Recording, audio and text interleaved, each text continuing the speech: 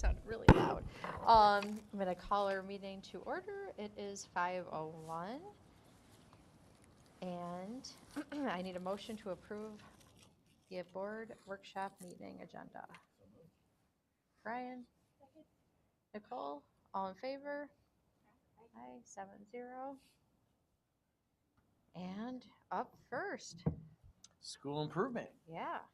And we're going to have a conversation with Dr. Wilson and Lisa Benson, who is our MTSS director. They're going to talk about universal pre-K and things that are happening in that wonderful new program, well, not new, but expanding and growing program that we have in our district. So without further ado, I'm going to cue this up. Maybe. Here we go. Hi, everyone. Good evening. It's so good to be with you tonight. We'll let it cue. Here, stand with me. Stand with me. Song and dance while you do it. So everyone knows Lisa. Hello. Good to see everyone again. Director of MTSS and UPK. Thanks for having us tonight. Go. All right. Thank you for inviting me to come talk about UPK. A lot has happened in our programming over the last 2.5 years to evolve and develop the curriculum and instruction and the oversight for that. So I'm really happy to have the opportunity to talk about how all of that has been going, all the improvements that we've made so far. And so before we get into the instructional part, a little update on our UPK lottery. Our lottery closed at midnight on Friday. I made this slide Friday afternoon when we had 215 entries. 3 hours before it closed, 2 more kids added to the list. So we have just 2. That's why I keep it open until midnight. You just never know. So we have 217 entries for 108 spots. Families will be notified on Friday the 13th about whether or not they have gotten in or whether or not they are waitlisted. It's going to be a great day. Yeah. And we will be utilizing the online registration for UPK this year as well, just like is happening for Have you heard that? We're doing online registration for new entrants, kindergarten and others. Yeah, no, it's great. That is We exciting. did hear that on Tech Task Force. Yes, so very exciting. And for those of you that may have missed the UPK lottery because you're a new entrant or a new move to the district, after we do the lottery, we will add you to the wait list and hopefully you'll get a spot. They do open as we go throughout the year. Yep, if you go on the website, there's a button now. The button that used to say register for the lottery now says add yourself to the wait list. So, all right. Okay, so talking about what do we teach and how do we measure kids' growth over the course of the year. New York State does have standards for UPK, just like they have standards for every other academic area, grades K through 12. The curriculum that we use is the high school curriculum. It is aligned with New York State standards. It is based on the idea that kids are active, participatory learners. So it looks very much like play and exploration when you're in the room. And my teachers are very skilled at being intentional and working all of these little spaces into it. So you can see that there's 8 different categories that High Scope divides into: approaches to learning, SEL, physical development, language and literacy, mathematics, creative arts, science and technology, and social studies. Those are all state standards. And then for students that are multilingual learners, we also have a way to target them as well. So those are the big buckets that we hit. And then my teachers are tracking key developmental indicators within those buckets. So I have a couple more slides to get more into the details, but just like a brief overview. Like, for example, in physical development and health, one of the key indicators that we track is fine motor development, right? So then the teachers are looking at a rubric, and they're looking because some kids will come in and their crayon is clasped in a fist and they move from their shoulder to write. Some kids will be moving at their elbow. Some kids will start to move toward tripod grasp. By the end of the year, they may be using those small muscles in their fingers, and we're not doing this anymore. But as you all know, we continue to work on this in kindergarten and first grade, so it's okay if they don't get there at the end, but just to give you a sense of what teachers are looking for and how they're looking at growth. Go ahead to the next slide. Okay, so new this year is we have a progress report that is parent-facing. We are required to benchmark students 3 times a year. We have always done that. We use the Core Advantage assessment. It is an approved assessment by New York State. My teachers would go over the results of the assessment with parents at parent-teacher conference time. But the software that was teacher-facing, that they would print out the report to give to parents, not very helpful. A very big bar graph, not giving a lot of details. So I really felt that we could provide parents with more rich information, because my teachers are spending an awful lot of time taking an awful lot of anecdotal data on the children's developmental milestones, and I want parents to have that. So I worked with our IT department to create progress reports, and we share this. This is part of our parent orientation. In the beginning, we talk about how progress is monitored, and that our goal is growth, right? Our goal is not mastery. We will have students that enter UPK, and they are still 3 years old. They will not turn 4 until December 1st. We also have students who will turn 5 on December 2nd. So that is a huge developmental range. They're all in the same class together. What we want is to see growth from the beginning of the year to the end of the year. I do use the data that's collected through Core Advantage. We are required to report to the state that our children are making growth over the course of the year. I'm happy to report that the last 2 cycles, the last 2 years, I have reported to the state that we have made significant growth. And what that means is I'm looking, you can see there the different ratings that the teachers give. They're rating a skill between beginning skills up to demonstrating consistency and mastery, and it's a 0 to 7 scale. So on average, I'm looking for kids to move between 0 and 4, and then toward the end of the year, between 4 and 7, right? Knowing that, if you came in at a 0, it's not likely that you would get to mastery, because that just isn't how typical development goes. And I'm also careful to explain to parents that everything that is on our progress report is within normal developmental limits. If we have a concern about your child, that's going to be a conversation, and it's going to happen before any progress reports are going home. So this is just a way for us to communicate, yep, this is how your child is growing. Another benefit to this is that these progress reports will be available to the child's kindergarten teacher next year.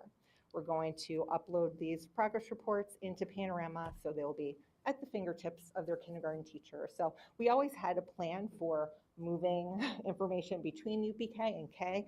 That's not new, but this is super easy and efficient. So I'm really excited that we were able to do this. And one of the things Lisa and I were just discussing is that really you want to compare a child to themselves, right? Every kid develops at a different rate. Those of you that have multiple children, you know how your own children differ in their development, and it's the same for students in UPK. So it's really self to self when you're looking at kids, not the child to every other 4 or almost 5-year-old in the room. And is this the same at the UPK classrooms, off-site and on-site? Yep. Yes. Every one of our programs, although they're run by different community-based partners, use the high scope curriculum, the same measure for assessment, and the same progress reports. Yep. All right. This next slide is just another example of how a skill would be rated. I picked phonological awareness because, as I'm sure you're all aware, the state has given us a lot of information on how we're supposed to be teaching reading. Phonological awareness is one of the things that we track. And you can see that a 0 is essentially saying that your child can hear and responds to sound. That's the beginning of the development of phonological awareness. At mastery, child segmenting, blending words composed of 3 or more phonemes. We certainly have students in kindergarten that are still working on this. We have students in first grade who are still working on this. Again, this idea that it's a developmental continuum, and we want to see students progressing throughout. And just for clarification, even if your child is still at a 2 when they enter kindergarten, they're right where they need to be. There is no criteria, there's no expectation that kids have any of this phonological awareness as they enter kindergarten. So, and that's the same for all of the skills that we measure throughout UPK. So like looking at this example of phonological awareness, so does the curriculum have phonological awareness instruction built in and then we're monitoring it, or is it more just monitoring their natural development? Both things. So the high school curriculum uses letter links. So what that is everything in the room is labeled, and there's a big letter for the start of the sound, and then there's a picture that matches it. The children's name tags are all done that way too. Like if your name is Victor, you are Victor Volcano, right? So they're trying to isolate that sound of in Victor and in volcano. So that is happening, but also just throughout the playtime, different games. Large group time is actually a great time to do it. There's a lot of games that kids can play that help them segment sounds and isolate sounds. They can toss the ball to each other and keep coming up with words that begin with S. Or I was in one of our UPK classrooms a couple of months ago, and they had been working on clapping out the syllables. And the student came up to me, and they were like, I can do hippopotamus. And I'm like, you go, like you are segmenting, good job. So I know that was spontaneously done by the child. So I know that those teachers are really embedding it throughout their play, throughout the day. Okay, so this is what their UPK day looks like. And again, like no matter where your classroom is, these are the components of your day. This is prescribed through the high scope curriculum. A big piece of the day is that plan, do, review. That's a 90-minute chunk of time where kids are really hitting all of those buckets that I showed you on that first slide. At this point, the children are deciding what center they want to go to, and then the center is intentionally supplied and stocked with different things that will allow them to develop those skills. That's also the time when my teachers are going around from center to center. They're down on the floor with the students, and they're encouraging their thinking. I did bring in Children's Institute last year to work with our teachers on doing that. That's a very nuanced skill to scaffold children's thinking and for exploration, but also for conflict resolution and all those things. So that is the space where that happens. And then, sneakily enough, during small group time, that's a space where we can do some more intentionally direct teaching, though it will always look like it's play. No one is sitting in front of workbooks. But what happens is the supplies that are in the small group time somehow end up in the centers for plan, do, review, right? So you get that time to intentionally practice, but then intentionally learn it for the first time, but then there's lots of opportunities for you to practice. You're like, oh, I remember using this piece of string to measure things at my table. I'm going to use this piece of string to measure a bunch of things in the room. So that's what that looks like. And then always the play. The play, always play. Yes, play. large motor play has to happen every day. Obviously, it's been very cold, but most days our UPKers are outside. Okay, so these are all the different ways that we have invested in the program to help it grow. We do have a .4 school psychologist that provides consultation to the program. That's Kelly Weishar. I know many of you are familiar with Kelly's fine work. She supports our families. She supports our classroom teachers. She supports conversations at Committee on Special Education. So that's the role that she plays within it. She does not provide direct service to students. She is there in a consultation role. ELL and literacy consultation.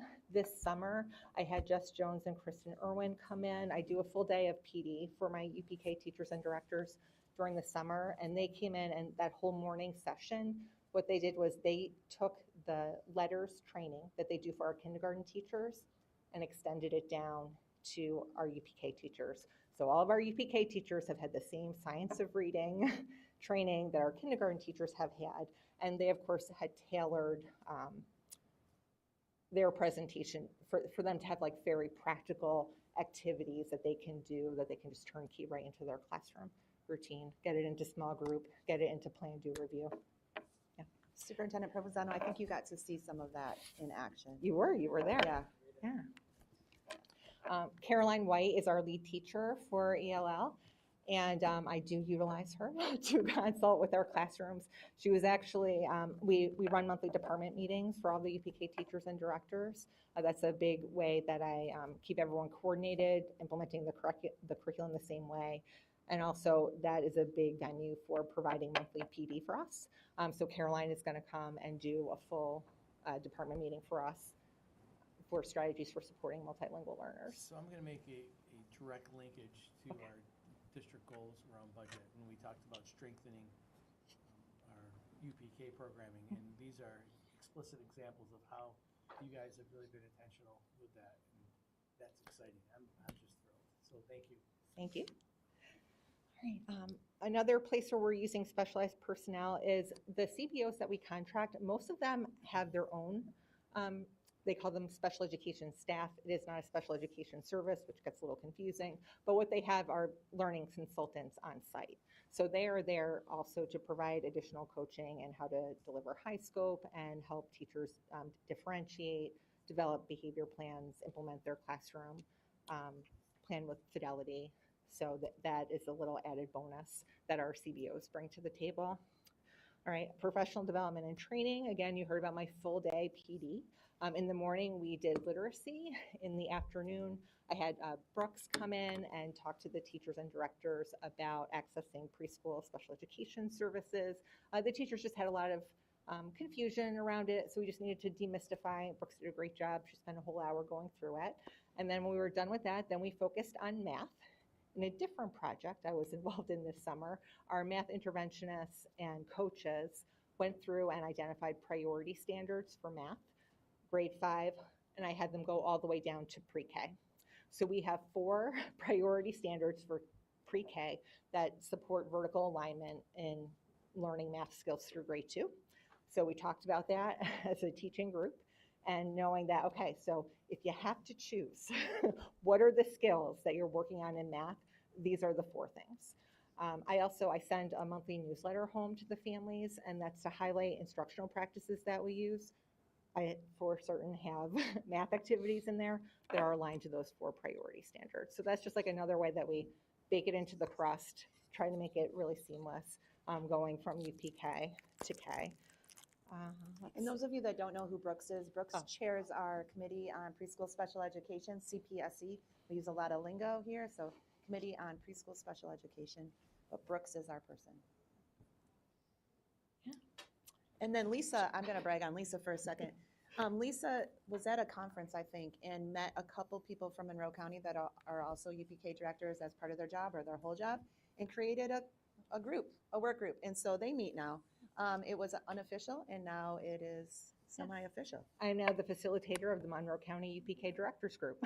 So this is very helpful because Office of Early Learning has no shortage of suggestions for things to be implementing. So it is very helpful to have thought partners around the county just to hear like how our different schools, school districts tackling these same challenges that we're putting forth. I'm very proud of what we're able to do here. Particularly in regards to the literacy briefs that have come out. A lot of our surrounding districts just decided to extend their school age programming directly into UPK. Kids are sitting with workbooks.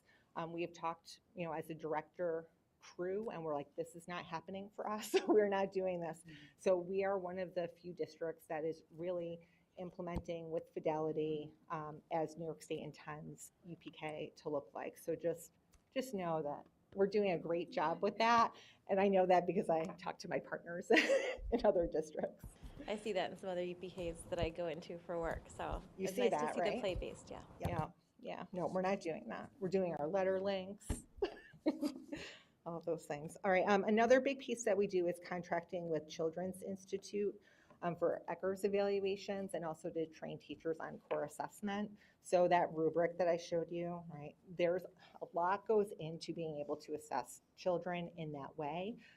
Teachers are having to record a lot of evidence of the students demonstrating the different skills on the rubric. So I do bring in Children's Institute to train every teacher in how to accurately administer that assessment because it is difficult to administer and they have to do it 3 times a year. And truly it's an ongoing assessment because they're collecting observations on the students throughout. So they are trained, so I know that that is reliable and validated that they're collecting. The other piece, the ECHRS, that is something that we also contract with Children's Institute for. What that is ECHRS is a rubric. It's somewhat similar to like the Danielson rubric for our school age teachers. So what they do is they come out and it's an independent evaluator, it's not me. They go into the classroom for 3 hours and they collect evidence across the whole rubric. So what happens when that is done is they will give me the report, they give the teacher the report, they give the director, the on-site director, a copy of the report. If a teacher wants additional coaching in any of the areas that they were maybe weak in, that is available to them through Children's Institute. That's part of our contract with them. I also use those ECHRS reports to plan my professional development. So this fall superintendent's conference day, they learned how to enter the progress report information into school tool. But this one that's coming up in the spring, I'll be looking at those ECHRS evaluation and seeing where we need to boost up our skills a little bit. So that's how we use that information. Have we done that in past years?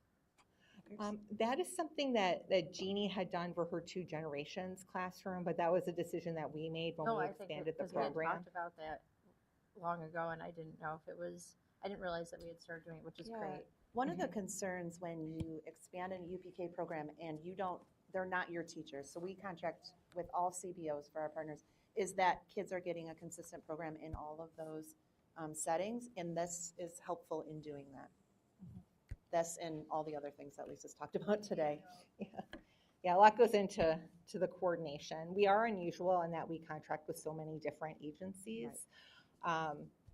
As I said, I do run monthly department meetings. I do them virtually so that people are able to attend, and I do have very good attendance at them. But that was one of our promising practices in our state review from last year. They really loved that format of doing that virtual department meeting.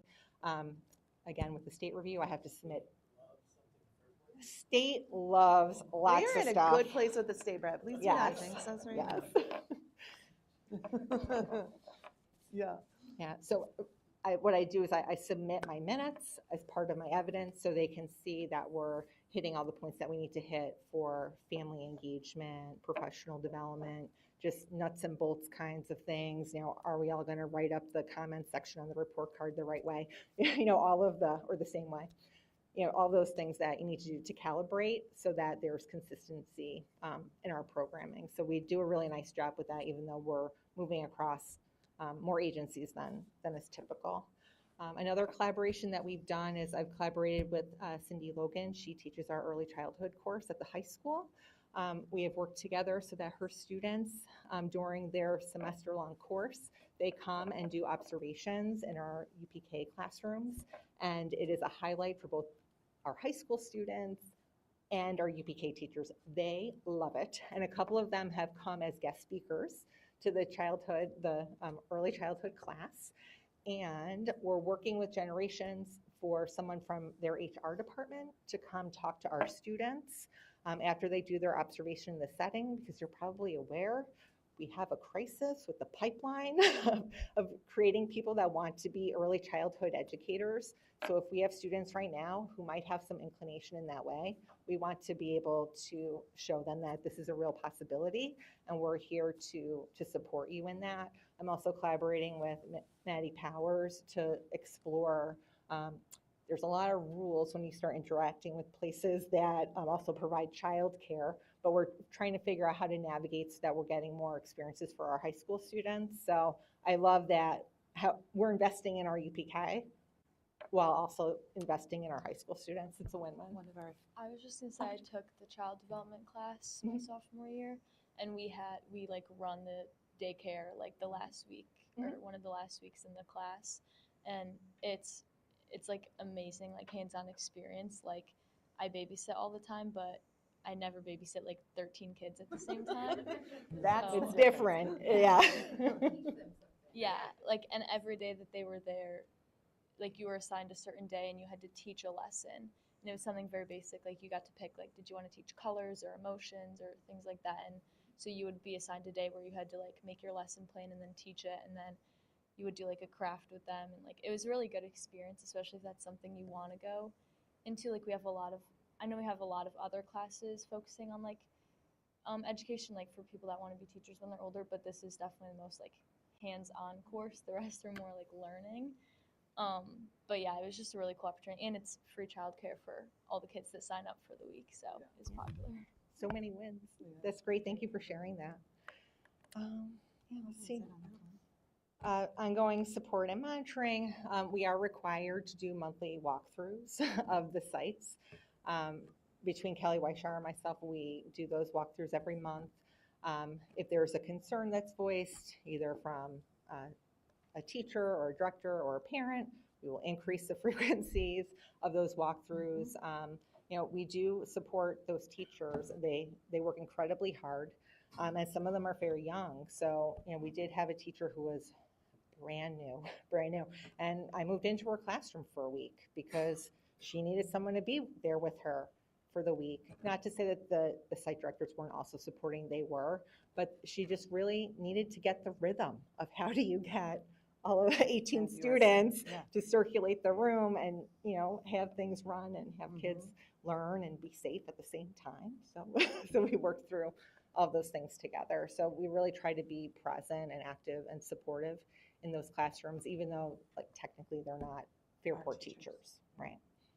Yeah, having a CBO model, you could decide to be very hands-off, but we've gone the opposite way. And you can see all the ways that Lisa and Kelly are very hands-on and involved in those programs. All right, so family engagement and communication. This is really important, and this is something that I learned over the course of time doing this, is that families don't understand the nuance of contracting with the CBO and how does that work and how's my experience different on this site from a different site. So part of the communication piece is being really clear that no matter where your child is going, their experience is the same. We're using the high school curriculum. My monthly newsletters I'm very intentional about talking about what is happening instructionally in those classrooms. I also use that as an opportunity to give tips for attendance because I'm a little bit part of that too.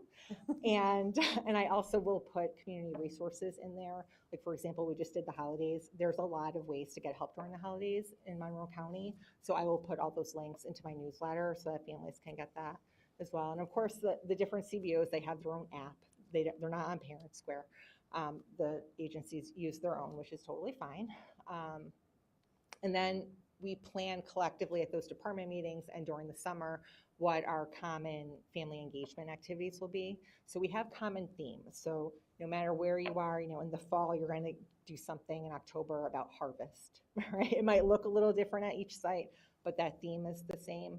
So we have common themes throughout the year that all families get to participate in. And of course, the moving up ceremony or graduation celebration or end of year celebration, however you want to label it, that is always a highlight. And I really enjoy going to those and seeing the families and kids. All right, so let's talk about how we know, besides all of those wonderful things, which a lot of them are anecdotal, how do we know that we're doing what we need to do? So we do have some data on the kids, obviously. We also have current data because we've had groups of students. And I promised Brett, I said, I will look at that data and I will tell you if we can tell if there's a difference, if we've made an impact. Guess what? You can't tell yet because they're little, right? So I just looked at all of our kindergarten screening and ran just some very basic statistics on it. And there was no big differences in our kids' performance compared to their non-attending peers. There's so many factors that go into how a student is doing at age 5, 5.5, 6.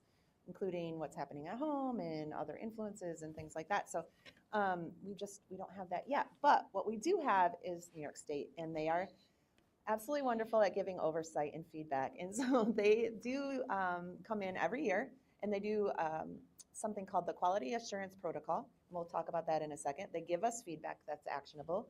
Lisa then uses that to work with the partners, and we make some changes as needed. So let's look at that. So the QAP, the Quality Assurance Protocol, has 31 indicators, if you wanted to count all those, 31, because why not make it really, really long? I enjoy collecting evidence on every single one of those, multiple pieces. It's wonderful. It's the great thrill of my Transportation job. is probably the easiest, but there's lots of different examples. Lots of the things on that list Lisa has talked to already.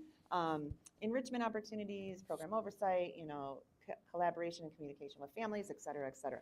So there's lots of things on there. As the state comes, and I think, are we on our third state reviewer since Lisa's been here, our third state reviewer? Also, that's fine. He's lovely. Go with the flow. Right, he's a wonderful contact. We just had ours done, so we have that report back. So, spoiler alert, we were compliant in all 31 areas, yay. And then they give us promising practices and then recommended practices. So glows and grows, right? As we sometimes talk. So I just pulled out a couple of them to talk about today that I thought would ring true to the Board of Education and to our community at large, that they saw in all of our classrooms very positive teacher and child interactions that contributed to nurturing and inclusive learning environments where all kids were valued, supported, and engaged. Exactly what we want every kid, but especially our youngest learners, to experience with sometimes their first out of the house experience with other educators in their lives. And also all of our classrooms demonstrated language-rich environments, which emphasize early literacy. Also exactly what we want for our youngest learners. One of the recommended practices out of this year's QAP was integrating themes into the dramatic play area that will further enrich the environment. So the themes they're talking about is you do a little interest survey with kids. I love cars, I love Batman, I don't know, Lisa, what were you obsessed with when you were little? She-Ra. Oh, Yeah. nice, She-Ra. Brett, what were you obsessed with? Oh, no, that can't happen, but we could do a football. We don't need electronics. That one's, no hitting either. No, I'm just kidding. But you get the interest of the kids and you try to incorporate those into your learning, and it just makes learning more interesting and sticks a little tighter for kids. So that was one of the recommended practices. So nothing in our report back was like, you already knew all the things they were going to say because Yeah. of the amount of time you're in the rooms. Well, and I feel like if they came back with more themes, I really feel like they were stretching, right? Like they needed to find something to give Something, feedback right? for. I was sure that they would be giving us more feedback on literacy just because of all of the other information that's come down from Office of Early Learning. But I guess we were We're doing just fine. meeting and exceeding those expectations. So we'll work on our themes. So the other, so I don't have any hard data for you right now on our current students, but what I did pull together was some data from some meta-analysis and some research articles from over time. What we know, and this is something really important, and I know the board fiercely advocates for us and for UPK programming in general, is that we know that kids who go to pre-K programs are more likely to graduate high school and attend college. That is something that has been proven over time. Additionally, students that attend pre-K are earn significantly more money as an adult and are less likely to be unemployed. So solid foundation to your future.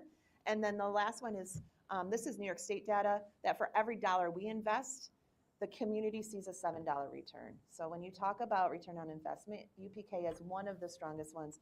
Another piece that is really important, I think, is with that this is really kind of an early intervention for all students, right? And so when you have that early intervention, you have reduced rates of classification in special education.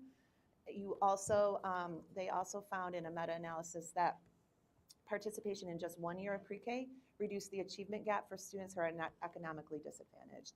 And pre-kindergarten is one of the only and consistent ways to raise graduation rates for students that grow up in poverty.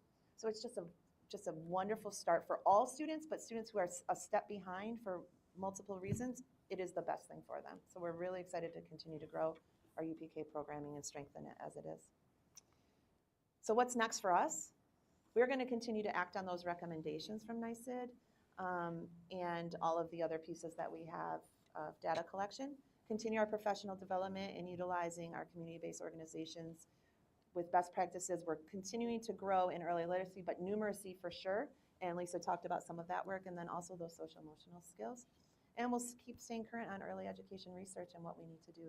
One of the things that Lisa and a bunch of our directors and principals were able to go to was the Portrait of a Graduate for early learners. And so we took that Portrait of a Graduate, you think about these 18-year-olds that are off to enter the world, and take that all the way down to 4-year-olds. And so we just got to do that, and really exciting to see that pipeline. So any questions for us? I always have a few questions. Yeah, I know. This is your bag, Lisa. I love that. So just things that I thought of as you were going, and if you don't have the answer, that's okay. When you were talking about collaborating with other districts in the area, do you have a feel for what capacity they are at? Like, looking at our number is about 50% of the kids who registered are going to get spots. How does that compare to other districts in the area? I don't know know? their exact Okay. numbers. It depends, right? Because like Rochester City, they're one of my collaborators, right? Like they're running like a totally different level of program. Rush Henrietta, they have a huge program. Webster has a huge program. So I would say it's 50-50, right? We have some of our big districts around us are closer to true universal kindergarten, but then, there's those of us that are on the smaller side, and we're smaller. We have just a couple of classrooms. So I guess I would say districts that are comparable to us in size, So I've asked we're in this about the question same spot. At my Go ahead. superintendent's table, and Mhm. with the districts that have been able to integrate them have taken advantage of natural attrition. So instead of, if class sizes become lower, or they don't cut a teacher, they just created a UPK program. And I know that's so because it's already in the budget, so it wasn't an ad, it's just a reallocation. Now, it does become a funding, a difference in funding as well, because it's not fully funded. And you mentioned that we are unique in how much we rely on CBOs. So are most of the other districts doing it in-house or completely out? Webster does in-house. They do a mix. Rochester City is all CBOs. It's and a little maybe bit they of have a a mix. little They have bit. a little bit of a mix in Rochester City. They also do 3 and 4-year-old programming in Yes. Rochester Yeah. City. Yeah. They also, I believe, provide transportation for some of their UPKers. So that's a whole different ballgame than what we're If you get to a doing. point where it's like kindergarten, where it becomes like this programming piece, you'll see it, more districts own it, but now it's not a mandated program. Yeah. The costs are received through grants and Yep. subsidies from the state, et Yeah. cetera. We typically have about 400-ish kindergartners entering each year, so 108 of those right now are attending our UPK program, so a quarter of Do our you get a- kids. Yeah. Do you get a feel for how many of our entering kindergartners get no preschool at all? You can It's okay tell if when you they don't know come. that. No, I'm just Okay. kidding. No, is that a question? I don't know that that's a question we necessarily ask families. That's good. It is very evident when there's children who have not experienced any type of care outside of the home in some cases. And I'm not making a judgment on that. It's just the child that has not left the side of a parent. You can tell that, but the rest of it, sometimes you can't tell at all. We do attempt to get that information as part of our kindergarten screening process. We do ask parents to sign a release of information so that we can send a questionnaire to whoever their provider was, be it a child care center or if they were in a formal preschool program. So families have that option, but it's optional, right? Like they might, just because we can't assume that because they did not give us consent, it was because that they were not in a child care setting, right? Okay, sorry. 2 more really quick ones, hopefully. Okay, what do we have? How can we support students who don't have the financial means to go to another preschool? Like our UPK spots, can we give preference to students with financial need? Like, are there any spots that are allowed for that or none? I can tell you about that. So my first year filling out the QAP, we got dinged for that. We were told that we would lose our grant funding if we earmarked spots in any way. It has to be truly random. At one point, we were part of a grant that did prioritize low-income families. That is no longer the case. So no, So we cannot. interesting. Yep. And too bad. Yep. Okay, and my last one, tablets and screens, because we hear about that from the community too. What is the policy on use of screens during UPK time in the departments? Technology is not part of the high school curriculum. I do know that we have 2 classrooms that are housed in our buildings. There are smart boards in there. Do they sometimes play the cleanup song on there? Yes, they do. But there's absolutely zero instruction that is happening on a tablet. So not like iPads Nope, for not center at all. time or even in the offsite classrooms or anything? No. Okay. Not at In all. fact, Definitely not there. yeah, Yeah. they They don't even you. have access to it. right, in and those- they don't want it No. either. Like I will say that our collaborators have very strong beliefs Yep. about what early childhood should look like, and that absolutely does not include That's why Brett couldn't play screens. his football game that he wanted to play in pre-K. Good. It's out. That's what made me think of the question. Yeah, no actually. technology. Brian, I Sorry. think Brian had one?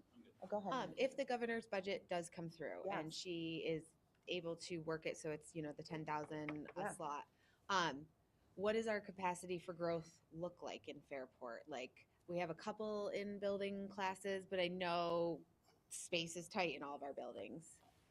Brett, I know you want to say something, but can I just add a little bit?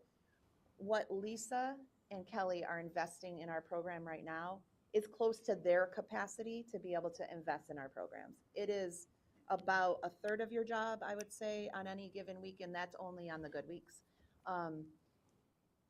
And by good weeks, I mean when we don't have, a crisis in a classroom or a parent complaint or whatever or you have to sit in a room for a week to help a struggling teacher. So we are pouring a lot into our classrooms right now, so we are close to capacity. Even using Caroline White, who is the most wonderful person in the whole world and will never say no to us, she's spread very, very thin, right? And so adding more classes without adding other supports would be hard for us to balance at this point. It's not a no, but it is just something to keep in mind that at some point we're going to reach a tipping point of. It's going to be part of our budget analysis as we move into the instructional components as well. So the board will be given opportunities and options on what would the impact be and what would be the opportunity costs of adding and things we need to consider. We talked about in the past, and I know I've shared the infrastructure that we need to continue to build, particularly when our foundation aid and state aid funding continually remains flat. It does become a challenge, especially when we also are trying to balance class sizes, portrait of graduates, electives, and all the things that we take pride in. There will be some value judgments that the board's going to be asked to make as you get recommendations. So, one of the things that I wanted to make sure I said was thank you to the Board of Education and Superintendent Provenzano for prioritizing high quality UPK programming and supplementing the funds that have not been available to us from the state at this point. Running the governor's proposal to fund at $10,000 per child would get us to the point of high quality programming for all of our classes without having to supplement the classes we currently have with general funds. And that's what we're currently doing. So right now it would be kind of just a trade-off of not having the money come out of our general fund. When I talk to other providers who are CBOs in other districts, they are a little jealous that our board has prioritized fully funding classrooms in the way that they need to be funded, because oftentimes CBOs they get the money that they get and make a program fit in that money, and that is not what Fairport has made a priority here. So we're very grateful to the advocacy points are real, and grants always make me nervous. I'm just adding a dose of I would reality. say if we Right, are talking advocacy points,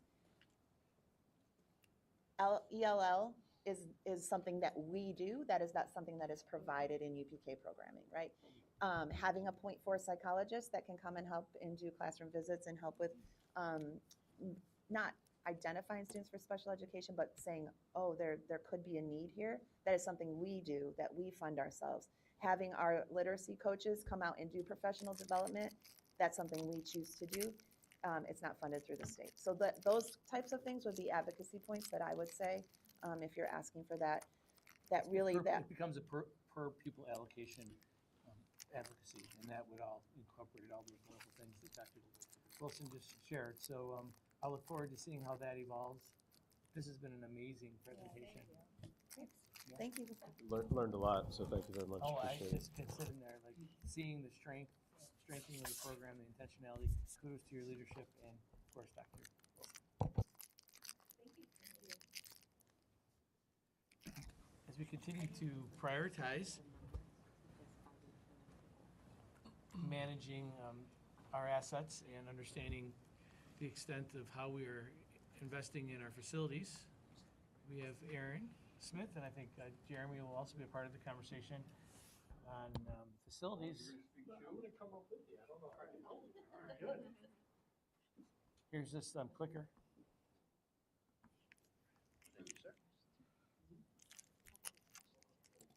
Thank you, Lisa. Thank you, Lisa. Preface by saying this isn't nearly as exciting as what you just sat through. Right? It depends on who you're talking to. That's correct. And every I don't know, 6-8 months, I stand before everybody here and give kind of an update of where we've been lately with facilities, and this is the latest. we're in the best staffing situation we've been since I've been here, right? And I want to celebrate Good help, that, Jeremy, that's good. right? And Yeah, that and was to a take it a surprise to see that. yeah, but it's a good and thing. just That's we'll great. take if I had reported in the fall, that wouldn't have been the case. We still had 6, 7 open positions. We've not only filled positions, we're starting to build a reliable sub pool of people that are interested in part-time work and fill an occasion, which is huge. Starting to turn the corner on, like, as a result of overtime, because otherwise people that have already worked an 8 or 10-hour day have to fill those gaps. So it's been great. The time that I wrote this report last week, I had 1 grounds vacancy. As of today, that position was accepted by somebody, so I'm going to hold on and try to remain stable. It's super exciting. And then, you know, some of our daunting numbers. I don't know if you remember, it was 2 years ago, we did a big internal audit of the facilities department. And some of the things that were recommended was overhauling our work order system, looking at our inventory control system, and there was something else. I don't remember what it was at the time, but I said that's fantastic. Those are 3 things I'm already doing. So we're just now 12 months into our new work order system. It took us a little longer to get things off the ground than we had anticipated. You know, the new vendors said, hey, we can get you up and running in 6 weeks. And the reality is it took more like 9 months, because as we started to flop that over, like any other database, if it was messy going in, it was going to be messy coming out. So we said, no, pump the brakes. And my team and I worked diligently month after month after month to make sure things like the abbreviations of rooms. Is it RM 304, RM space 304, capital R, small m, things like that. It took a long time, right? So, but we're there. It's up and running. And as a result, it was much easier to pull reports and things like this. It took me 4 seconds to pull these. It told me the status versus before I'd have to reverse engineer all the data, and it was kind of a mess. But anyway, we like to talk about things that the maintenance budget has supported outside of the project. Minerva Deland culvert pipe / creek relocation is substantially complete. We're past the DEC. Yes, I mean, they were putting on the finishing touches in November, and then of course the snow came in, and we've been kind of on hold since. But finally, 3 years in the making. Right. Oh yeah. Well, kids did that on their own. We did a substantial upgrade of the controls for the high school theater lighting. That was completed last Thursday. We are finally getting the last few pieces in to do a complete lighting overhaul in the pool. That's some aging infrastructure and a not hospitable environment for electronic components. So that's a big undertaking that's coming up. Probably most people didn't even know that was a thing, but it's an issue. We're probably, I'm going to say, halfway done with Minerva Deland HVAC controls upgrades. That's a big thing on the K-8 project, and it was a big thing for the high school, the last project. With Jeremy and I worked together out of general fund, because that will be an unaided building, not eligible for project funds later in the future. So like, this needs to be a priority. Northside Dudley emergency generator. Anybody know that was a thing? A few months ago, they called in for service. They said, hey, this thing is going to fall apart. And it's close. So we have one of those on order. Got a rental in place right now so that we're protected in inclement weather. Continued the efforts over the last several years for the drinking water and the fountain replacements. I'll get to the lead water testing in a minute. We have a separate slide just on that. Continue to do select flooring replacements.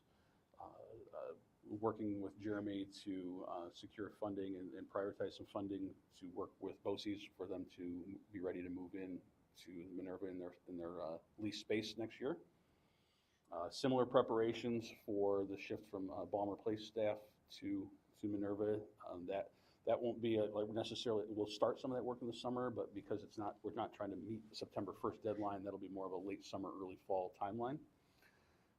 And then we are working through the pains of upgrading our public address systems and the controllers and how that goes, and trying to get ahead of capital project, because we're starting to see a rapid decline in those systems and be ready to have a stopgap in place for if they don't make it to the capital project. And one of those things too, I'll just jump in a little bit. So as Aaron said, a lot of these purchases are outside on the general fund, not aidable dollars. However, we do utilize BOCES whenever possible. So a lot of these items, especially if it's technology or control driven, we try to push through BOCES to generate aid. In addition, I want to thank Aaron for working on this with me. A lot of facilities expenses deal with transportation. We should be able to move that over to transportation to generate additional transportation aid.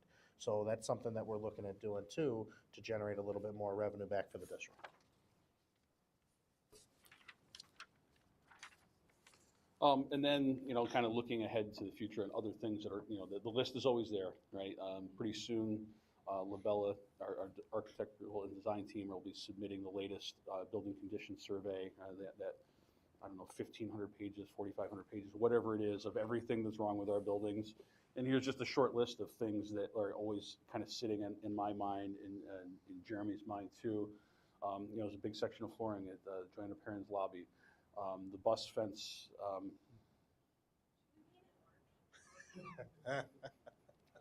I don't know what to do with it. I don't know what to do with it. Anyway, I'll move past that one. Continue with flooring replacements, right? There's no more used and abused surface in any area of your house, or especially in a school, than the floors, right? They get 5,000 to 7,000 people trampling on them every day, muddy boots, wet boots, salt, right? Who knows, paints, food, the list goes on. Something that's kind of risen to the top in the last 2 years, an AED replacement plan. When I first started here, we had 15 of them. We are now upwards of 70. Yeah, we 70? bought 25 just this year alone. There was a big push for several more with the very famous incident with DeMar Hamlin collapsing the field. We bought a ton, implemented different plans and strategies, and then another 20 more. So yeah, we're upwards of 70 now, and at $1,500 a piece, and they have a finite timeline of about 5 to 8 years. Well, that becomes an expensive replacement. Cameras. So in the fall, we were talking about AEDs, and I think. Yeah, I was going to ask, but go ahead. Yeah, we talked about how have we increased accessibility. We've done it a couple different ways. You want to speak to that? Yeah, so a few things that we've done, and this is more on the safety and security and the athletics and health and wellness plan, but we can dive into that a little. Making sure any of our sentries on patrol are always have an AED. So if they're either working in events or on patrol, they have one with them. Sentries, any traveling sentries during the day, have one with them. Coaches, right? No more trading from one coach to the next. The coaches will always have an AED with them. And our next step, a few school districts have tried this. We've secured the AEDs, but then the next is kind of an infrastructure piece, is to have some that are on the outside of our buildings, publicly accessible. That, again, buying the AED is the easy part. Getting weatherproof cabinets and power at the outside of the building and lights and signage and yeah, it makes the AEDs actually look inexpensive, but we're working on a plan for that as well. Yep. Do you see it happening in the near future? It's always a budget constraint, right? So it's something that you don't budget for, and you have to have the funding available for it. And as Aaron mentioned, the replacement generator did take a big chunk of our budget out. So it's something we're going to look at with year-end spending. If we do have the money available, that'll be one of the priority lists that we share with Superintendent Provenzano to actually work with the electricians and get all that infrastructure in place over the summer. Yeah, and I've got proposals in place broken down by building, and then again, and trying to prioritize that. Let's just say the whole district was $175,000, and I only had $75,000. Okay, I worked with Fritz, right, from an athletic perspective. Where are our most highly attended spaces? Right, we'll prioritize those areas first. But we have the plan in place. We're just waiting for the opportune time. Always not super exciting until everybody sees how great it looks. The pavement sealing and striping. We have millions of dollars worth of pavement here that it's easy to forget until we have potholes and then we can't see the traffic lines and people are crossing over them, and it's a constant headache. More nuanced, Brooks Hill has a particular type of ceiling in their classrooms that is a constant headache. So anytime I need to do work in there, it's lights and ceilings, lights and ceilings, lights and ceilings.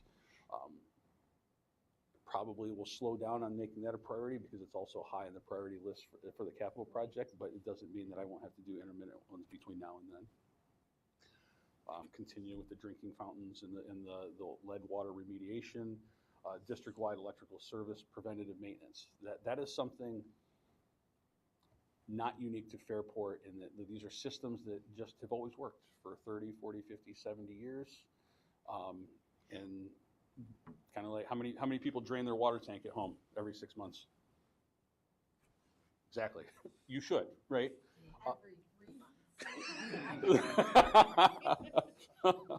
You're so convincing, Mary Caitlin. I can see you doing it. I would guess you would have. Right. True. And then something coming on is even though we won't be occupying full-time Minerva DeLand, there's going to be plenty of spaces in Minerva DeLand that will continue to be heavily used. The gymnasium, the pool, the auditorium. That's the next. We're still trying to chip away because it's a heavy infrastructure, very expensive system at the high school.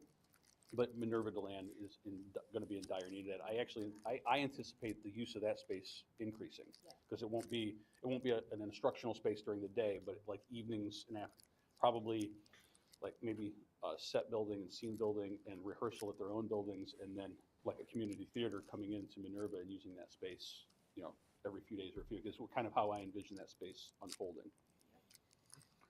And then, we're 3-4 years now into a new two-way radio system. That system also requires preventative maintenance and testing and of the equipment, and then on average 5 to 7 years of the life of the radio, and we're on year 3.5. So we need to start building capacity for that, and that was a $400,000 radio system. And that's when you buy it in bulk, right? It was significantly discounted when we bought the whole system. So just things that we rely on every single day, and until we don't want to be waiting until year 7 to say, oh, by the way, I need $200,000. It all goes back to safety and security, all these things, camera replacement plan, AED replacement plan, radio replacement plan. It all dives into safety and security. So it's one of those things when it's really important, it's a hot topic, you find the money to go buy it. Now it's putting the money back in the budget and earmarking it so you know what you're going to spend. So that's something that, we're talking about facilities at the perfect time, because what are we going to talk about next? The non-instructional budget, which over 10% of it relates to facilities and Aaron here. So it's working together with those directors to try to put a plan in place as long as the budget can sustain it. All right, and a brief overview. A reminder, now the timeline is every 3 years instead of every 5 years, where the threshold of actionable level now is 5 parts per billion, where it was 15, right? It was a significant reduction. And again, more clearly defined protocols, right? Leave it to our distant neighbors to the east of here in Albany to build planes while they're in the air and kind of figure these rules out as we go. I remember the first time we went through this, it was a disaster. Nobody knew what it was doing. Everybody tested everything. I mean, we were testing slop sinks and boiler drains, and all kinds of stuff. And then they came and said, well, why would you do that? Nobody drinks from that. Well, because you said test everything, right? And then they dialed it back some more and gave us a little more clear parameters. And so this time, much smoother, right? Again, we had much more clear protocols and action items to act on, and the results showed.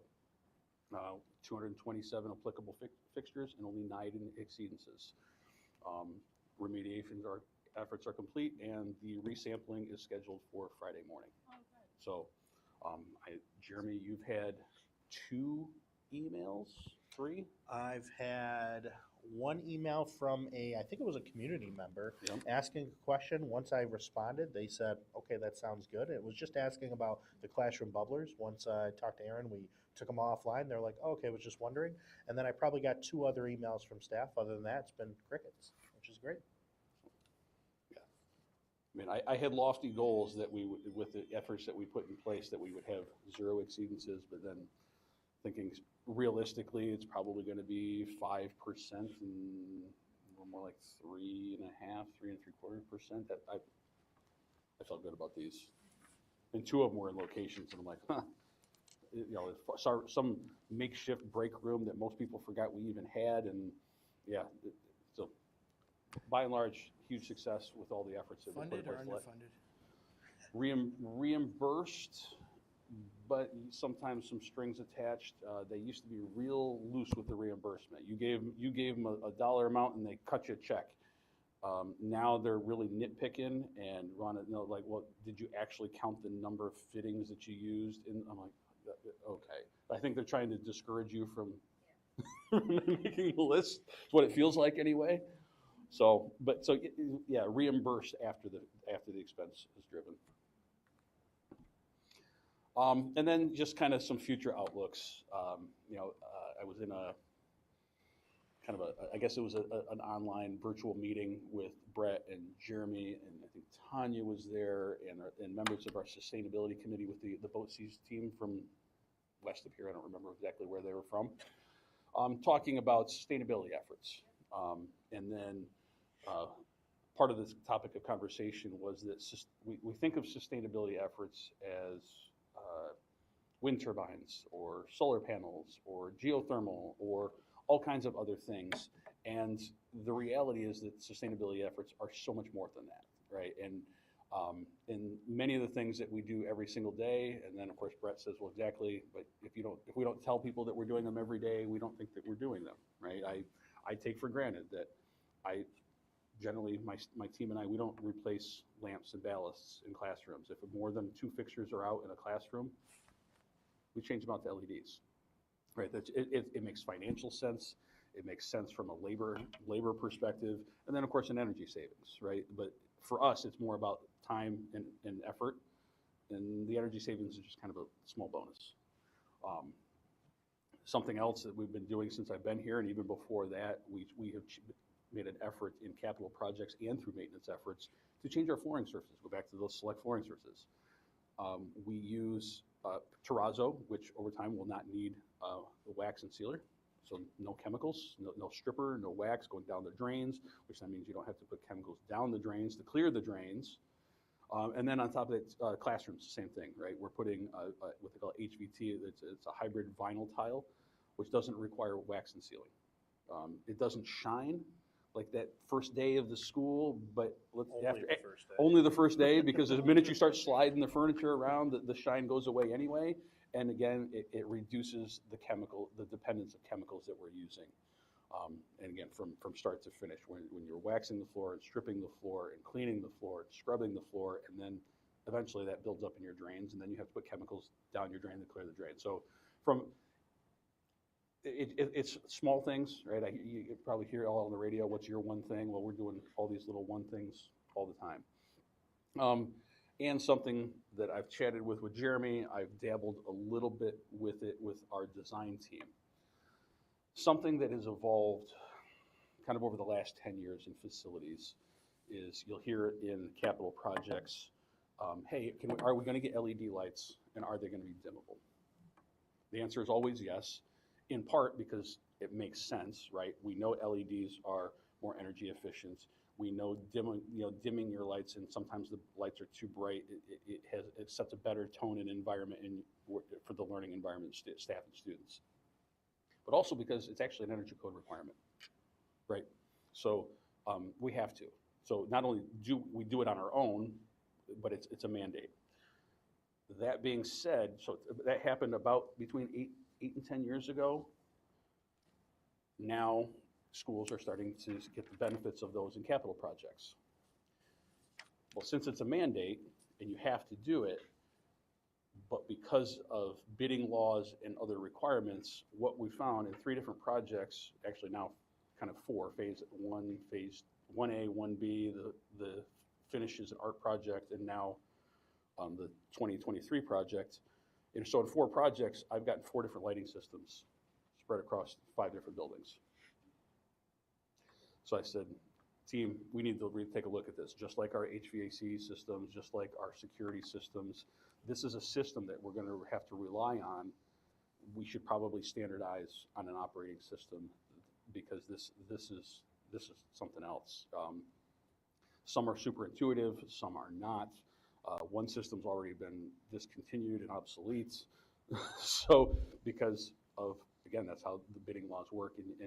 So in the effort of standardization, you'll see probably in the next month or 2, I'm going to work with Jeremy on the language like we've seen in the past and standardization resolution saying, we're recommending we standardize on such and such platform of such and such manufacturer.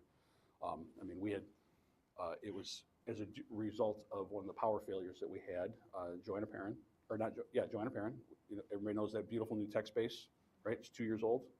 They were without lights for 2 weeks because the power surge zapped one of the controllers. It was an old generation controller. Nobody had it in stock, and I had to upgrade and upfit and everything else. I'm like, oh, okay, this.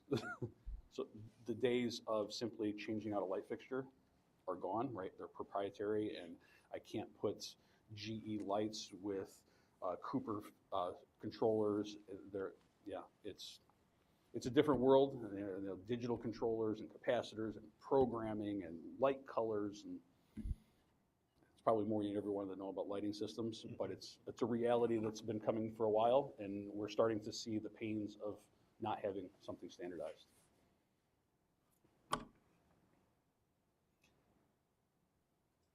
Questions, comments, concerns, anything else you want to know about facilities? Each year, we prioritize facilities maintenance and upkeep in our budget, and it's just really good to see the stewardship and the levels of output and productivity from your team. So thank you so much. I also know that as we talk about end of the year and Minerva DeLand preparing those spaces, those will be added to future goals and efforts. We've talked about a maker space in the MD technology labs as well for our robotics team and for possible community use in the future. So lots of exciting things on that horizon.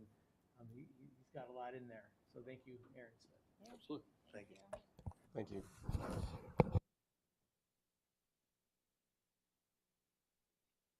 Thank you. Mm-hmm. Oh, yeah. Can we turn Turn it up. I'm dying in here. I think it's because the door. I don't know. I mean, it's still running. That's what you hear. Yeah. Doesn't matter if you're dying. I'm not dying. there you go. I usually We am, got but some- I'm not. It's fun. I guess we're saving energy.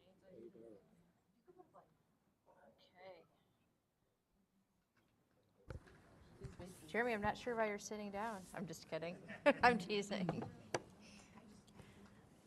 So we're transitioning to probably the meat and potatoes of this budget workshop, or this part of the workshop. We're going to focus on the non-instructional budget, and it was appropriate that we spent a lot of time talking about the facilities, the budgets that Jeremy's going to be talking about in a summary that he provided, and in this general overview of the draft non-instructional, we'll have components of the maintenance and upkeep of our facilities, along with security and all those pieces that were mentioned tangentially. But we were looking at the governor's budget, and you could see originally the governor through the proposal. Now this is the first phase. The final budget will be coming hopefully in April. That's part of our advocacy, is to get that on time so we could have a budget organized and ready to go for our community. The calls, bless you, the executive calls for a $1.3 billion or 3.6% increase in school aid, $779 million in foundation aid with minimum due increase of 1% for all districts. And happily, we got our 1%, but you can see that 1% on our budget right now is about $326,000, almost $327,000 on our budget. And you can see that this is where we are today, the numbers that we're talking about today as we go through the budget process. We will narrow the numbers down and as we look to balance the budget. So Jeremy's going to take some time to go over the worksheet that he shared with you over the weekend in my update, and one that was been on as part of your board notes. So Jeremy's going to take the show away here. Sounds good. Well, thank you so much. So I always wondered when I got into schools, why do we start with the non-instructional budget when the reason why we're here is the instruction? And the main reason is it all goes back to people, right? So the main part of our business is people. That deals with staffing. Staffing analysis for teaching is hard to even get done by March, let alone try to get it done in January and February timeframe. So the non-instructional part is not based on kids, right? The number of cleaners you have isn't based on the number of kids you have in your building. It's based on square footages, So those staffs you can really nail down and know exactly how much we need, where the teaching staff, we don't know our enrollment for next year, which is going to drive the teaching staff. So that is why we start with the non-instructional. As you can see here, it gives you some good updates into the different areas of our codes. Right now, we have an increase of about 7.63 million in the non-instructional budget. And just to hit some of the high areas here, so the district clerk line, you're going to see a decrease here of about $25,000, and that is mainly because what we did was we just reallocated.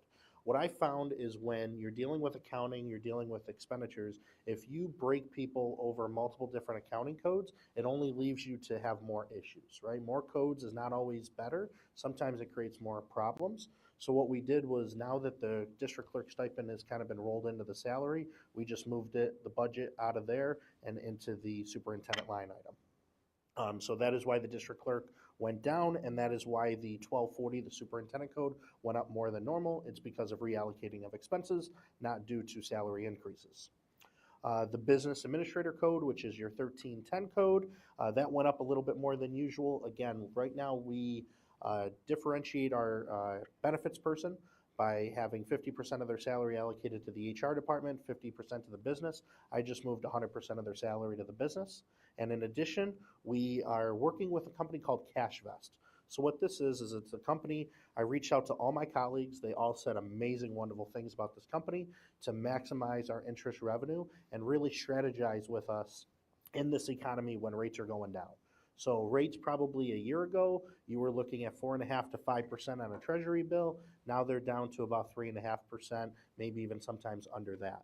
So this company specializes with helping districts work with the banks, work with the different investment companies to really maximize the interest. So there is a cost associated with that.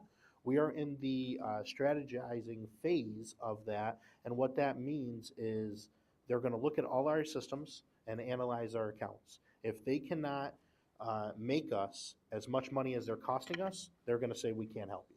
So we're still at that phase. We haven't paid a dime. Once that analyzation comes back, I'll share that with Superintendent Provenzano, and we'll make a decision if we want to stay with the company. But right now, that is included in the budget because we anticipate moving forward with them. And we'll be processing that through audit finance. Yep. The treasurer code, something I wanted to just state here because I want to give a shout out to Chris whenever possible. We did get the fees related to investment waived. So it's one of those things. He just called and said, hey, I think it's kind of ridiculous. I'm paying money to invest with you. And they're like, sure, we'll waive it. So that's something that just came out of the budget, and we did decrease that about $9,000 there. The purchasing code, which is your 1345 code, that was due to the retirement. So as everybody knows, Jerry did retire in my office, and that was replaced with Andrew, who's doing a bang-up job. But whenever there's a retirement, there's always breakage associated with that retirement, and that's why you'll see some of the savings there.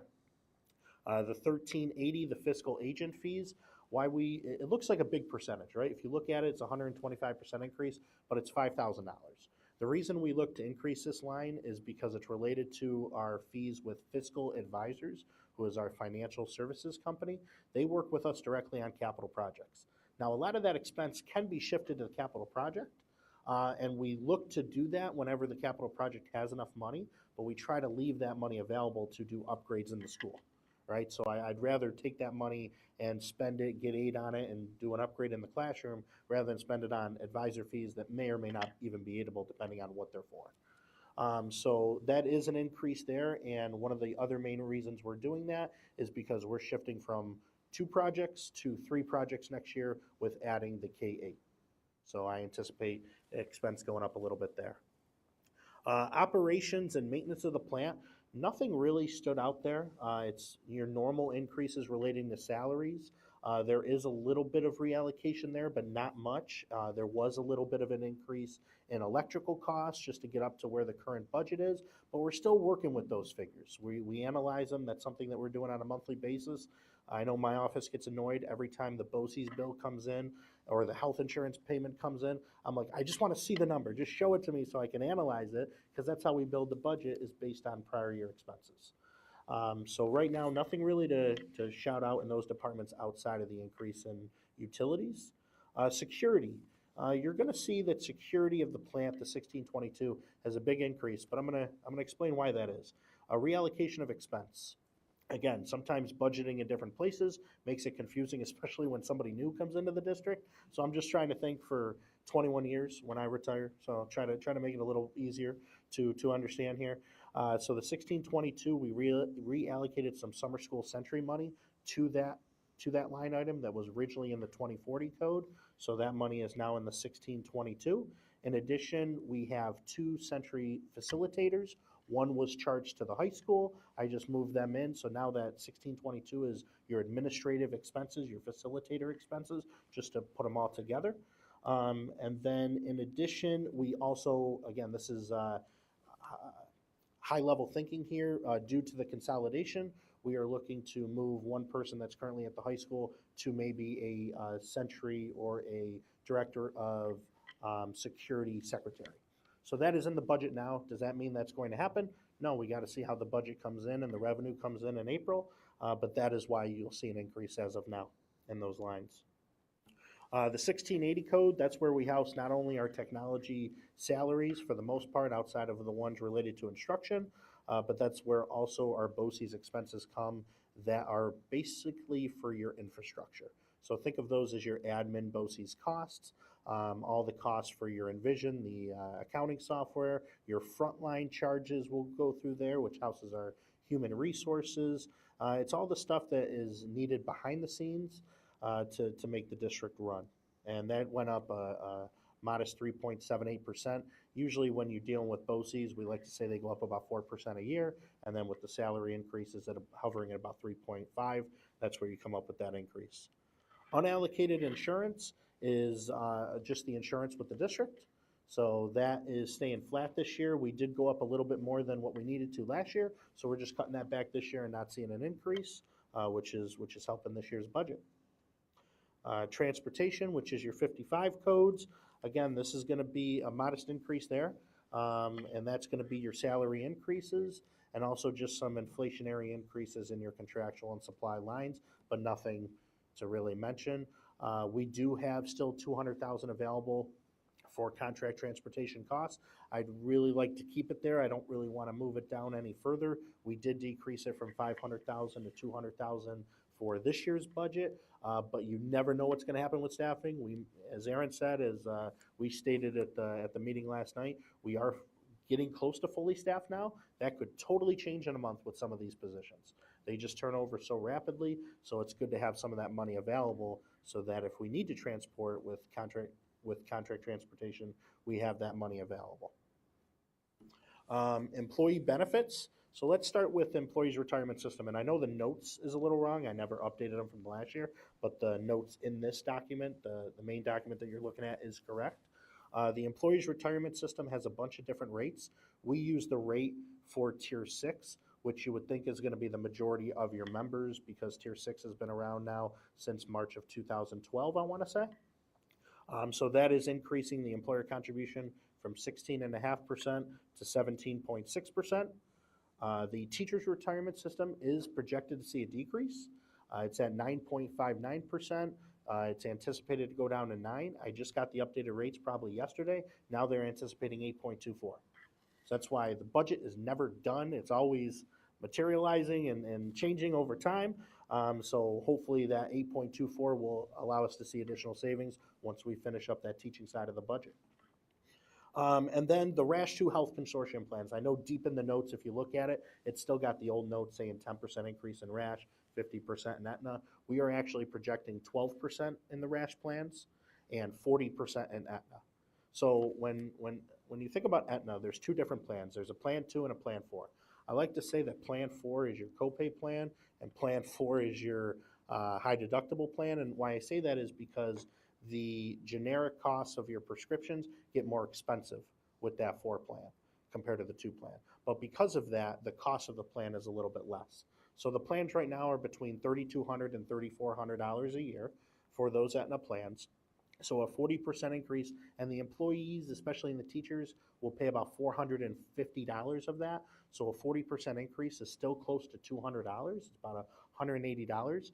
I don't want to say that's not substantial. It's still a 40% increase, but it's a low dollar amount.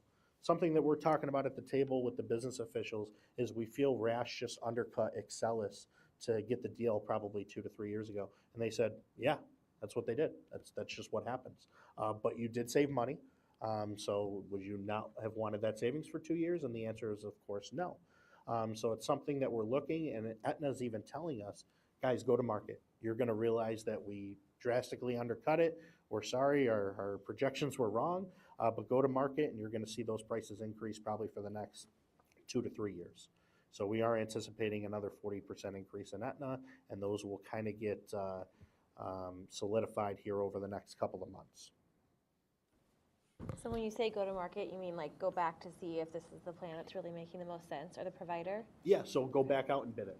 So bid it between Excelis, bid it between Aetna, all these other, and it's kind of funny to say, Aetna was not the cheapest. So when we bid it out a few years ago, I wasn't at the table, but I saw the numbers. I forget the company's name, but there was a company who even undercut Aetna. Thank goodness we didn't go with them. You'd see 100% increases. So the point is that they're saying we've been under market for a Yes. couple of years, Yep. and these increases are getting us back to market. So there's They're no saying they're savings losing money. by going to market. Yep. So when I see them at the hockey games and the suites, I feel bad for them that they're losing money. But that's what they say, Is this something that's being discussed, you mentioned at a business meeting, or being discussed across districts in RASH, not just us, but other districts maybe would be considering something like this too, going out to market as not as just a Fairport thing, but like a very wide thing? Yeah, there's different health consortiums across. When I was part of CalMum Schools, we were part of FLASH, the Finger Lakes Area Health Consortium. There's GAP, the Genesee Area Healthcare Plan. I know that plan is actually going up over 30% this year. It's what you're seeing. It is a strong point of concern amongst all districts. All districts are going to be impacted. Their budgets are impacted by this over the past 2 years, actually. So we meet in our advocacy groups, when we meet at legislative or at our president's meetings. This will be a point of conversation. And the District Operations Committee meeting on Wednesday, February 25th is going to be with Gallagher talking about the healthcare plan. So Yep. board members and administrators invited to that to learn a little bit more. Awesome. Yeah. Oh, yeah. I apologize if I missed this. Are we updating the brochures for Saturday that we usually hand out? It's funny you just mentioned that. I already. Oh, okay. Yeah. Can we put this in there? Because this is Yeah. 1% foundation aid does not a 30% Aetna increase That's make. a great point. Yeah. Thank you. Keeping it 2%. Like It is a whole additional percent. it's what we're cutting. And that's the thing. So when you think about health insurance, I've been approached by a lot of brokers. Some want you to go self-funded. So the health consortium through RASH is a self-funded plan, but it's pooled together with all the districts in Monroe County. So it doesn't hurt you as much as if you're self-funded, right? If you're self-funded, we're actually paying the claims for our employees. You might have a really good year, but then one year you might have a really bad year. It's tough to budget for. Where when you're part of these consortiums, at least it's a little bit easier to budget because the rate is what the rate is. It won't increase during that year. I've never seen it increase during that year, but then you might see a bigger increase year to year. But self-funded is very, very risky. And then you have debt service and interfund transfers. You will see an increase in this line item, and it is because of our interfund transfer to debt service. The 2019 project was at temporary financing, which means it was at bands last year or this year. Next year, it's going to permanent financing, so you're going to see a little bit of an increase in the principal and interest payment. And in addition, our 2023 project, we're going to go out to temporary financing on that through bands, and you're going to see an expense now. So when you see that expense increase, don't get too nervous because you're also going to see an increase in the building aid. So, and that's at about a 73 to 75%, depending on what our aid ratio is every year. It changes every year. But so we only take about 25 to 30 cents on the dollar. Yeah, these are our projects coming due. Yep. So with that, if you flip to the very back of this packet, before you get to the transportation summary, so it'll say at the bottom there, page 33 of 33, you see a lot of numbers there, and this is, I like the way it looks, but I do know it looks a little confusing, so I wanted to walk you through it. Pretty much the number that you're looking at is the grand total at the bottom. You're going to see a proposed budget in 26-27 of $89.3 million, and you're going to see a budget in 25-26 of $81.7 million for a difference of 7.6 million or 9.35%. And out of that 7.6, please note that 4 million of that, as of right now, is just health insurance alone, not even employee benefits, just health insurance. Another 1.4 is related to debt. Again, you're going to see the building aid on that. So about 5.5 million of that 7.6 million is related to those two categories right there. The rest of it is going to be your salary increases, which you know where those usually stand, and your increases in BOCES, which is around 3 to 4% a year. So our 1% Mhm. is getting, Absorbed. yeah, like there's 326,000, but we're going up Yep. a bit more. It's a drop in the So- bucket. Can you help me understand the Sure. difference between the 25-26 adjusted budget, grand total of 85.8, and then the 25-26 budget of 81.7? Sure. So the adjusted budget is any adjustments that happen from the prior year. So if we have year-end spending that is not completed by the end of 24-25, those get rolled over. They're called carryover encumbrances, and they'll get added to the 25-26 budget. Okay. So it kind of takes the budget from last year and moves it to this year. Because think about it, those expenses are going to happen in 25-26. So the biggest thing you can't do is overexpend your budget. So that is why when you carry it over and expense it in this year, it adds to the budget. Okay. So a lot of that is your year-end spending, and then it could also be, it's not this year, but it could also be any capital fund transfers. You'll see a big adjustment to the budget, especially when we move over 15 million from the capital reserve for the 2025 project. We have to do that by June 30th, 26. You're going to see a big increase there of $15 million. Okay. But the proper way to think about last year to this year is to ignore that number and look at the Ignore that number, yep. 81.7. 100%. Jeremy, you're on a roll, and I didn't want to interrupt you because You're fine. big numbers here. But I really think it's important that you go back and talk a little about the transportation line. Sure. Buses and the buses.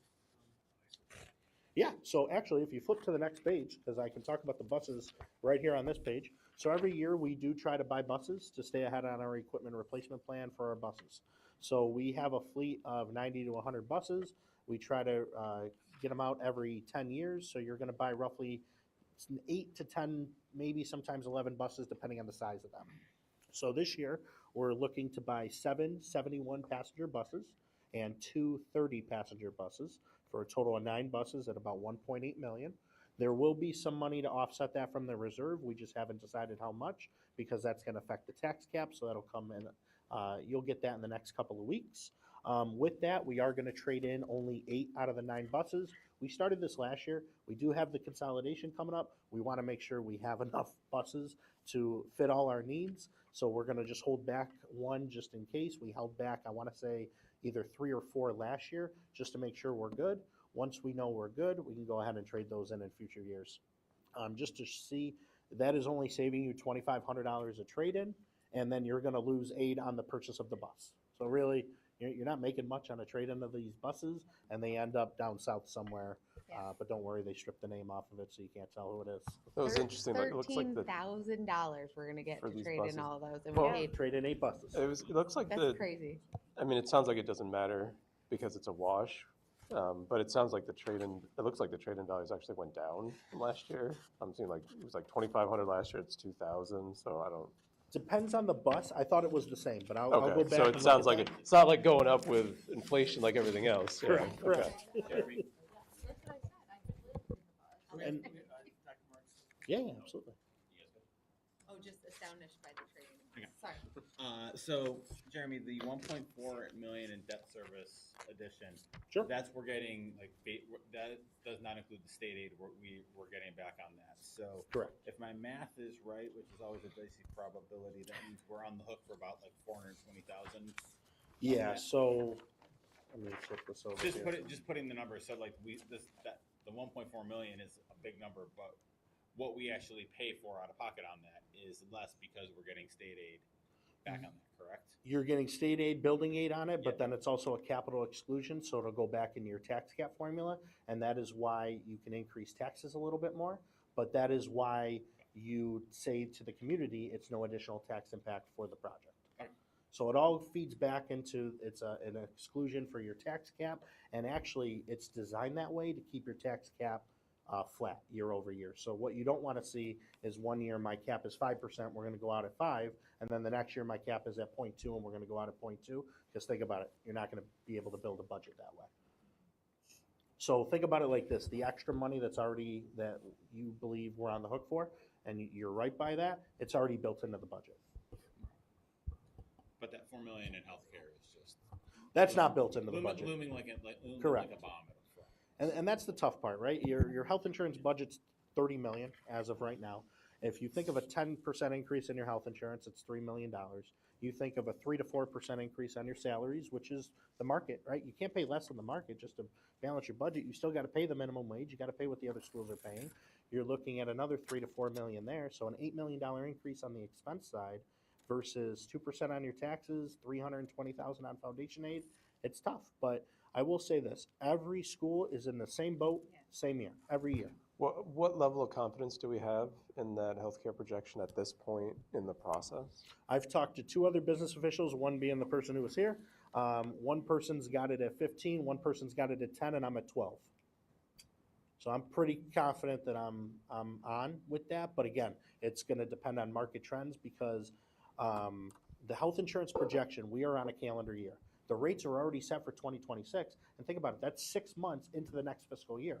We don't know 2027, which is only 6 months. So even if it goes up a little bit more than 12%, you're only on the hook for half of it. For half of a year, okay. So the So- incremental is halved, and then when do we find that out? Like, when do we get those? We get good information in February and March, but we don't know for sure until October. October, okay, all the way into So that's October. why, again, Yeah. as we move through this process, you'll see that number be adjusted, and that's just because he's waiting to get the receipts, and those receipts, again, provide us clarity on where it lands in that percent. I'm sure the superintendent has turned off my notifications. I feel like I'm adjusting the budget every day.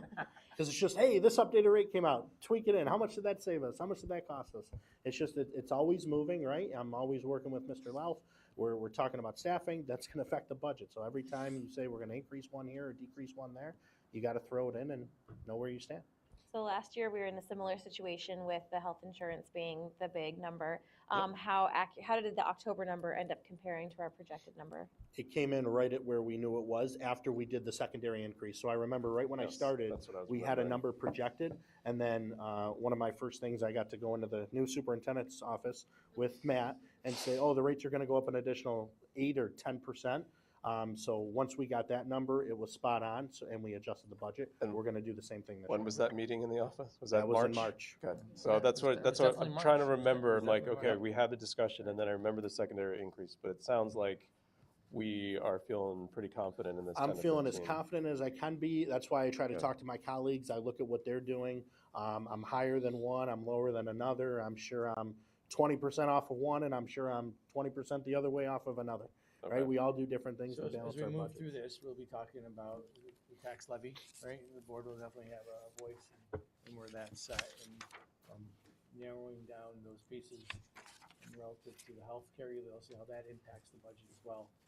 And we'll move through it. And I know this is, I'm sitting here realizing this has not been a topic that we've talked about at the county legislative committee, and I don't know why. And I have some snark.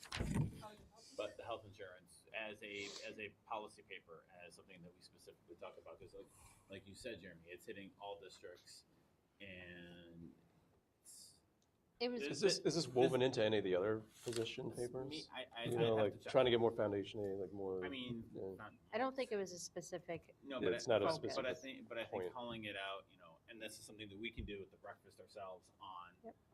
Saturday when we're there. You know, it's a real number. You know, we're staring at this we got it. increase. You know, as Mary Caitlin pointed out, that does not jive with the governor's figure. And I don't know if there's a figure that the governor could do. So this would have to be.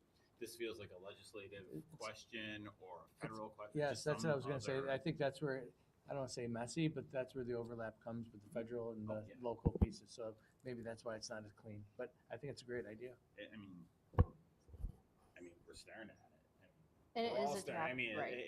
you know, that this is the real question that we have to face. Have full confidence in your team that you're going to address it well and do what you have to do. But Negotiations is another thing we look at. When me and Mr. Love talk, negotiations can help through this. And in addition, our benefits person. So educating staff to really understand the health insurance plans. When you look at a high deductible plan compared to a value plan, you could save $10,000. So you don't want to push it on anybody, and we're not forcing that. But at the end of the day, if you can educate them and it works better for them and it saves us money, it works. When you say educate, how does that work? Yeah. So I just had a call about this the other day in the private sector. So how that works is when you look at what you're saving in premiums from going to a high deductible plan compared to the value plan, let's just say you save $3,000 to $4,000. If you look at your deductible, and your deductible is a $3,600 deductible, and then another $3,600 after coinsurance to get up to $7,200, and you teach them in order to spend what you're spending just alone on premiums, not even including your copays, you need $30,000 worth of expenses just to hit it. Right. And I made up a number. So, So when you is that something, is that already happening in terms Yeah. of? our benefits person is big on that. So whenever Okay. somebody signs up, she's educating them on that, especially the new hires. The people who are already employed, that is not something that's happening because that is something that's difficult. So once you're getting in front of existing staff trying to sell a product, it looks salesy. So it's one of those things that you don't want to just go out and put a demonstration on in the auditorium. Right. But when they're thinking about it, it's open enrollment. If somebody's on the select plan, I know Carol will reach out to them and say, hey, it's almost the same benefits than on the value plan. And I can't tell you how many times I heard, oh, I didn't know about that. Yeah, I'll switch to the value. And that saves the district a couple $1,000. But I So think- it does happen. Yeah, and I do appreciate that, just again, thinking kind of big picture, long term, like the individual things matter, but this is a systemic problem. I mean, it's facing all of us in every industry. Mhm. It's facing all of us personally. It's facing all of us professionally. But as board members, this is a larger thing to be talking about with people at the table on what this is doing to school, what the districts like ours. So I don't want to diminish the individual part, but I don't want to make this an No. individual solution to what's a systemic problem, and this is a systemic problem that we need a systemic resolution to, or help with. Absolutely. And the last page in your document too, I just wanted to state that is just a proposition we're thinking about putting out to voters. It's got some money that we're using out of the bus reserve. Again, that number is going to be tweaked just a little bit just to have our tax cap be flat. But we are looking to fully utilize our 2002 bus reserve and close that out finally. And then the rest of the money will come out of the 2024. Which will be processed at Audit and Finance as well. Absolutely. Sorry to make you repeat yourself, but we went over kind of quickly and I didn't quite catch. So where are we with the 3+1 cash vest? So it sounds like Yeah. we've allocated budget for this service, but where are we in that process of kind of contracting with them? We're still in the design phase, I'm going to call it. I'm going to call it the SD phase because we just got the design presentation from Labella. They are still gaining access to all of our accounts and doing a 2-year look back. Once that is complete, then they're going to have a meeting with myself and our treasurer to actually go over the findings. So I don't anticipate that meeting happening until about April. Okay. And then as soon as that meeting happens, if they come back and say, we can't help you, then we can take that money out of the budget. But I definitely want it to happen before the board adopts the budget on April 21st. And if they say they can help us? Then great job to Chris, and we take that money out of the budget. Okay, so, but their service is helping us generate revenue from our cash, is that right? Yeah, so they're analyzing our banks right now to say, if you hired us and paid us a fee, can we generate you more money than what the fee is costing you? Okay, And if they come back with no, then that means we're investing right and they can't save us what they were gonna cost us, so we're not gonna buy into their service. are they the only company that does this service? I have not heard of another company until I came here. I do know that there's other companies such as NICLAS that pools your money together, but they're not really financial advisors. They're just think of them as a bank, but they're like an online bank. I don't know of another company that does this analysis though. Okay, but we'll be able to hear what they end up coming up with and. I am very interested to hear what they have to say. I know Chris does a bang-up job, but at the end of the day, they do have access to resources and banks that probably we haven't even heard of. So as long as we can still do business and pay our bills and pay our payroll, we'll take a look at it.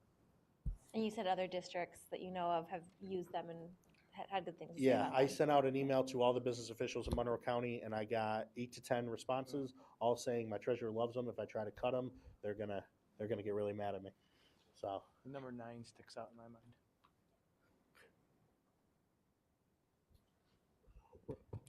Any other questions? Again, this will be the first blush at it. Next week, we'll be formally sharing with the Board of Education the non-instructional budget in its complete draft presentation. Complete draft. Complete presentation draft. form. Thank you for recognizing that. Thank Thank you. Great job. Thanks, Jeremy. Okay. So I need a motion to enter into executive session for matters listed on our agenda. Brian? Mary Caitlin, all in favor?